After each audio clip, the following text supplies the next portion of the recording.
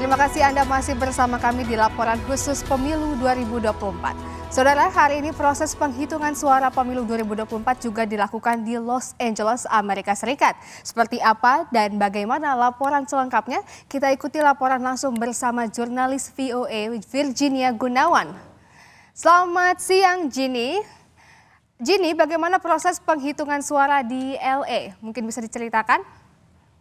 Ya, Desi dan pemirsa Kompas TV, saat ini sedang berlangsung penghitungan surat suara yang dilakukan untuk para caleg atau calon legislatif Dapil 2 Jakarta yang memang jadi dapil untuk luar negeri juga. Di belakang saya Anda lihat ini adalah TPS 1, salah satu dari 3 TPS yang ada di Los Angeles, dan di sini mereka sedang menghitung surat suara untuk calon legislatif DPR Dapil 2. Nah, saya ingin bercerita sedikit soal proses penghitungan suara yang memang dilakukan 4 hari setelah pencoblosan yang dilakukan di TPS di Los Angeles ini pada tanggal 10 Februari pekan lalu. Dan selama 4 hari itu memang ada vakum dan PPLN dari Los Angeles ini menunggu surat suara yang dikirimkan lewat pos untuk dikembalikan.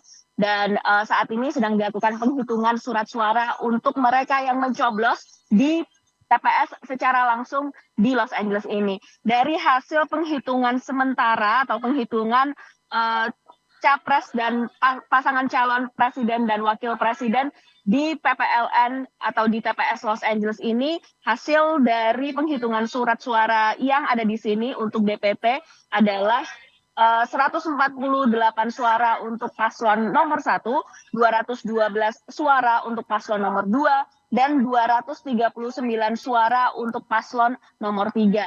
Itu tadi yang sudah dilakukan sebelum makan siang di sini untuk menghitung surat suara bagi pasangan presiden dan wakil presiden. Saat ini kami sedang menunggu hasil dari penghitungan suara bagi calon legislatif Dapil 2 tadi. Desi. Ya, Ginny, bagaimana animo pemilu di LA tahun ini dibandingkan pada pemilu di 2019 lalu?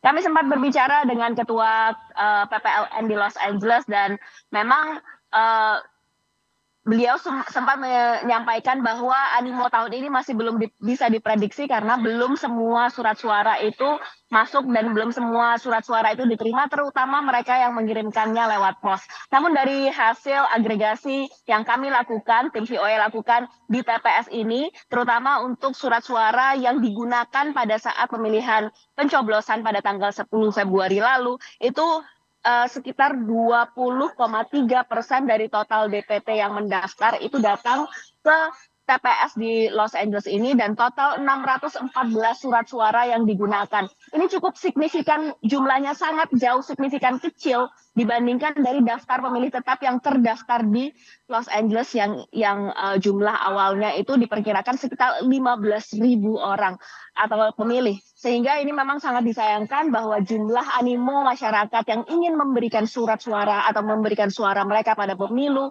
itu memang sangat kecil jumlahnya dibandingkan dari yang terdaftar. Namun jumlah pastinya bagaimana dibandingkan dengan tahun 2019 lalu masih akan kami nantikan, terutama setelah penghitungan surat suara lewat pos yang akan dilangsungkan pada esok hari tanggal 15 Februari di KJRI Los Angeles ini. Desi.